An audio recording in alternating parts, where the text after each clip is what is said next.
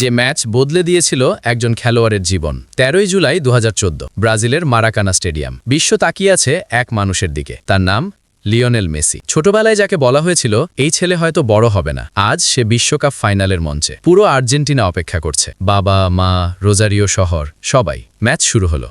জার্মানির বিপক্ষে লড়াই, টান টান উত্তেজনা, প্রতিটা পাস প্রতিটা টাচে কোটি মানুষের শ্বাস আটকে যাচ্ছে। হঠাৎ সুযোগ, মেসির সামনে ফাঁকা জায়গা, ডিফেন্ডার পেছনে, শট নিলেন, বলটা গোলপোস্টের বাইরে। ১ সেকেন্ডে নীরবতা, তারপর দীর্ঘশ্বাস। সেই মুহূর্তটা হয়তো তার জীবনের সবচেয়ে ভারী মুহূর্ত। ৯০ মিনিট শেষ, অতিরিক্ত সময়, ১১৩ মিনিটে গোল, কিন্তু সেটা মেসির না, জার্মানির। স্বপ্ন ভেঙে গেল। ট্রফির পাশ দিয়ে হেঁটে যাওয়া মানুষটা। ম্যাচ শেষে একটা দৃশ্য ইতিহাস হয়ে গেছে। মেসি হেঁটে যাচ্ছেন, তার পাশে বিশ্বকাপ ট্রফি। হাত বাড়ালেই ছুঁতে পারতেন, কিন্তু সেটা তার না। চোখে শূন্যতা, মুখে কোনো অভিব্যক্তি নেই। সে রাতে শুধু আর্জেন্টিনা হারেনি, একটা স্বপ্ন হেরেছিল। বিশ্ব শুরু করল সমালোচনা। মেসি ক্লাব লেভেলের প্লেয়ার, দেশের হয়ে কিছু করতে পারে না, ম্যারাডোনার ছায়াও না। প্রতিটা কথা ছিল তীরের মতো। ২০১৫ কোপা আমেরিকা ফাইনাল হার, ২০১৬ আবার ফাইনাল হার। শেষমেশ ২০১৬ সালে মেসি ঘোষণা দিলেন আন্তর্জাতিক ফুটবল থেকে অবসর। হ্যাঁ, সেই মানুষটা হাল ছেড়ে দিয়েছিল। কয়েক সপ্তাহ পর তিনি ফিরে আসেন, কারণ তিনি বুঝেছিলেন ২০১৪ ফাইনাল তাকে ভাঙেনি, তাকে তৈরি করেছে।